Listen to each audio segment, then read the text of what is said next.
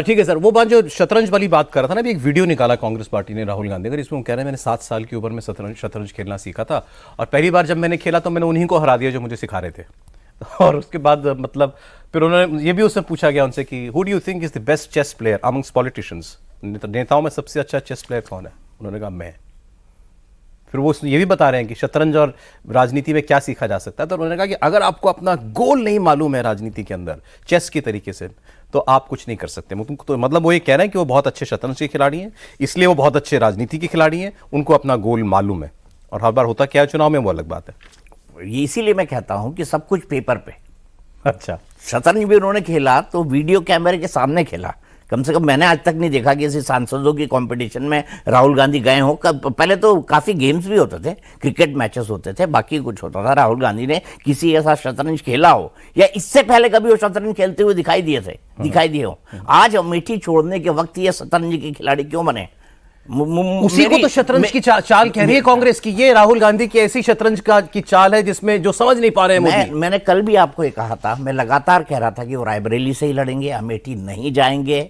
उनके मन में कुछ तो है। अब वो कहते हैं डरो मत। मैं मानता हूं कि राहुल गांधी डरते नहीं है। मैं नहीं मानता हूं बीजेपी के बात कि राहुल गांधी डरते हैं, वो डरते नहीं है। लेकिन फिर भी अमेठी ना जाना कुछ तो इंडिकेट करता है। क्या इंडिकेट करता है? डर नहीं है तो और क्या? वजह डर नहीं है तो राहुल गांधी जी कहते हैं वो डरते ही नहीं है भाई। वो तो सबको, देश को कह रहे डरो मत। आप कैसे मान सकते हैं राहुल गांधी जी डर गए? आप मानिए ना, आपने शतरंज देख ली तो आप मानिए शतरंज है। मोदी जी ने कह दिया आज चुनाव में, आज पता चल गया चुनाव में मैंने 4 जून को क्या लगातार कह रहा हूं कि ये कोई स्ट्रैटेजी नहीं है, ये फजीहत है। ये सिर्फ फजीहत है। अब कांग्रेस को शतरंज बोल ले, कांग्रेस को स्ट्रैटेजी बोल ले, कांग्रेस को कुछ भी बोल ले, आप अपनी पारिवारिक 2 सीटों में से 1 सीट छोड़ के जा रहे हैं। आखिरी मोमेंट पे पैराशूट लैंडिंग करा रहे हैं।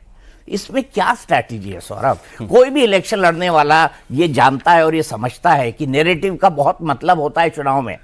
चुनाव ऐसे ही लड़े और जीते जाते हैं कि माहौल कौन बनाता है, इससे उनके पक्ष में माहौल बनेगा, मैं डाउटफुल हूं। आज जब प्राइम मिनिस्टर ने कहा आप किसी सर्वे की जरूरत नहीं है, नतीजा पता चल गया आज, तो एक तो बात होती है कि रैली में, कैंपेन में बोल रहे हैं, लेकिन क्या सच में बीजेपी यही मान रही है? देखिए, वो नैरेटिव बनाने के लिए तो है ही कि एक दबाव बनता है उस पर, लेकिन प्रधानमंत्री को पता था या नहीं मुझे नहीं मालूम, और पता होगा ही होगा।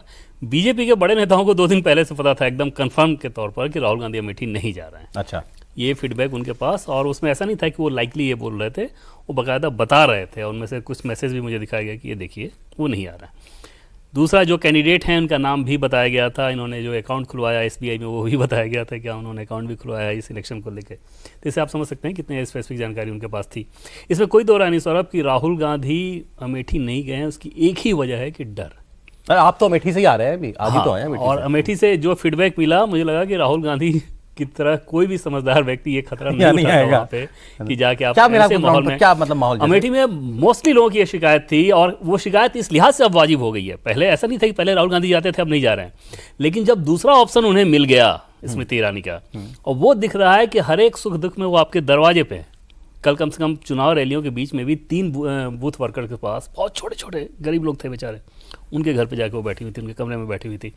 तो वो सिलसिला जो पिछले 10 सालों से वो चला रही हैं, उसने राहुल गांधी की मिट्टी बहुत ज्यादा पलीद कर दी कि लोग उससे तुलना करने लगे। हमने आपका इंटरव्यू तो देखा स्मृति ईरानी के साथ, मैं वो नहीं, उससे जो उन्होंने आपको बताया वो चुनाव के बारे में, मतलब एक आदमी जो बॉडी लैंग्वेज से पता लगता है, भावभंगिमा से पता चलता है, क्या पता चला आपको? जैसे एक चीज देखें, स्मृति ईरानी और राहुल गांधी अगर आप तुलना करें सौरभ, तो मुझे ऐसा लगता है कि राहुल गांधी समस्याओं से भागने वाले टेंडेंसी के हैं। कभी भी आपने नहीं देखा, उसके कई उदाहरण मैं दे सकता हूँ। जैसे जब उन्होंने यात्रा निकाली, न्याय यात्रा, चुनाव गुजरात में हो रहा है, उत्तर प्रदेश में अगर कुछ हो रहा है, अब कहीं और जा रहे हो साउथ इंडिया में कुछ करने के लिए, वो हेड ऑन नहीं लेते प्रॉब्लम को, उनकी सबसे बड़ी समस्या है।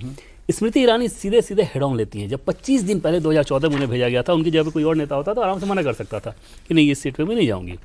वो गई, फाइट किया, और हारने के बावजूद उसी सिलसिले से 5 साल लगातार उन्होंने मेहनत किया। 19 में फिर जीती, उसके बावजूद वही सिलसिला। गाँव में उन्होंने घर तक बनवाया हुआ है। राहुल गांधी आज तक मसला घर का नहीं होता, जुड़ाव का होता है कि क्या आपने ये मैसेज दिया यहाँ के लोगों के लिए कि मैं तुम्हारे लिए। अगर राहुल, क्योंकि कल तक तो खबर नहीं आई थी कि राहुल नहीं लड़ रहे हैं, तो स्मृति ईरानी कॉन्फिडेंट थी कि राहुल गांधी भी आ जाए तो कोई फर्क नहीं पड़ता। नहीं, वो चाहती थी कि राहुल गांधी आए। अच्छा, हाँ, वो ऑफ रिकॉर्ड बातचीत में भी बार बार ये कह रही थी, और कुछ बातें तो उन्होंने ऐसी कही जो मैं कोट नहीं कर सकता। वो बार बार ये चाह रही थी कि राहुल गांधी आए और मुकाबला हो, और वो ज़्यादा कॉन्फिडेंस में है कि पिछली बार की तुलना में मेरी विक्ट्री ज़्यादा बड़ी होगी। वजह ये है कि पिछली बार जैसे 2014 के इलेक्शन से तुलना करें तो 60% बूथ पे उनके वर्कर नहीं थे। अब वो ढांचा तैयार है, 5 लाख तो सीधे से मकान का लाभार्थी का ढांचा तैयार है। तो इस तरह की परिस्थितियों में आप समझ सकते हैं कि स्मृति ईरानी जैसी लेडी जो कि फाइटर है, सीधे फाइट करने में विश्वास करती हैं, और वो उनका फाइट होता है उसमें वो बहुत ज़्यादा सोचती विचारती नहीं, बहुत कैलकुलेशन और चेस वाली नहीं है वो सीधे फाइट करती हैं, मजबूती से लड़ती हैं, ग्राउंड पर रह के काम करती हैं। तो वो ये चाह रही थी, और जब उन्होंने ये बताया खुद ही, उनको भी पता था कि कैंडिडेट कौन है, अच्छा, तो वो उनको खुशी नहीं थी, निराशा थी। वो चाह रही थी कि राहुल गांधी आते, काश राहुल गांधी आते। काश राहुल गांधी। अरे कांग्रेस ने क्या कहा मालूम है? वो कांग्रेस ने ये बोला कि स्मृति ईरानी का क्लेम टू फेम क्या है, ये कि उन्होंने राहुल गांधी के सामने चुनाव लड़ा है, अब हम उनसे ये भी छीन लेते हैं कि वो आगे ये भी नहीं कह पाएंगे कि राहुल गांधी बहुत बड़े नेता मानते हैं। ये हास्यास्पद है एकदम। देखिए, मैं देवेंद्र जी से इत्तेफाक रखता हूं कि वो डर गए,